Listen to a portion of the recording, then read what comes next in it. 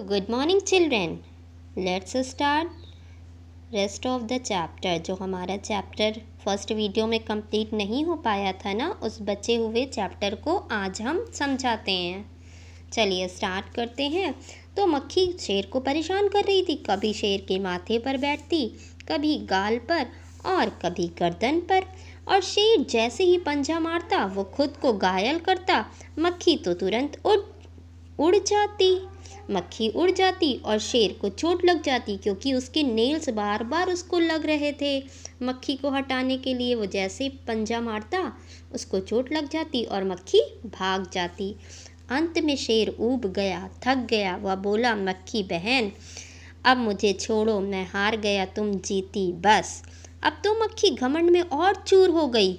उड़ती उड़ती आगे बढ़ी। सामने एक हाथी मिला। अब मक्खी को एक हाथी दिखाई दिया। मक्खी ने कहा, अरे हाथी, मुझे प्रणाम कर, मुझे नमस्कार कर। मैंने जंगल के राजा शेर को हरा दिया, इसीलिए जंगल में अब मेरा राज चलेगा। हाथी ने सोचा, इस पागल मक्खी से बहस कौन करे, मैं अपना टाइम बर्बाद नहीं करूँगा। हाथी ने सूंड ऊपर उठाकर मक्खी को प्रणाम कर लिया और आगे चला गया। सामने से एक लोमड़ी यह सब देख रही थी। लोमड़ी मंद मंद मुस्कुराने लगी। धीरे धीरे लोमड़ी को हंसी आने लगी। इतने में मक्खी ने लोमड़ी से कहा, अरे ओ लोमड़ी, चल मुझे प्रणाम कर। मैंने जंगल के राजा शेर और विशालकाय हाथी को भी हरा दिया। लोमड़ी, अब तू भी मुझे प्रणाम कर। लोमड़ी ने उसे प्रणाम किया।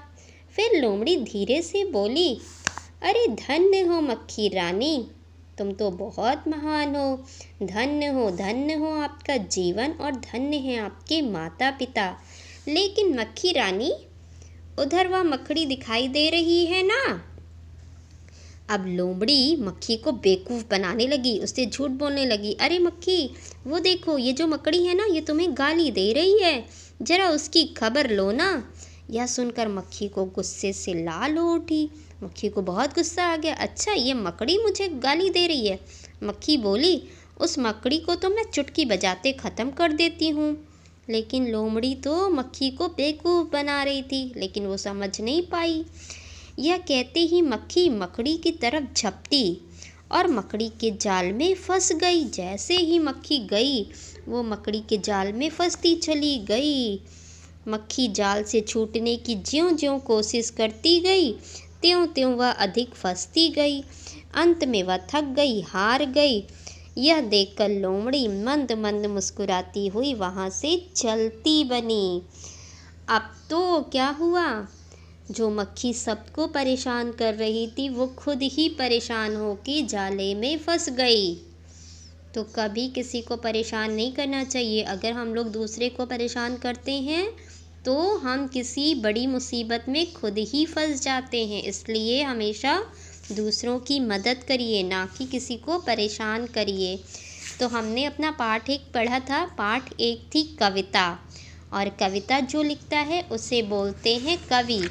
लेकिन पाठ 2 है कहानी, और जो कहानी लिखता है उसे बोलते हैं लेखक या कहानीकार। तो पाठ 2 के लेखक कौन हैं?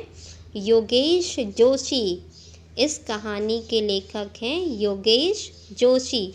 और इस कहानी से हमें क्या शिक्षा मिलती है कि हमें कभी दूसरों को परेशान नहीं करना चाहिए, हमेशा दूसरे की मदद करिए। Thank you children.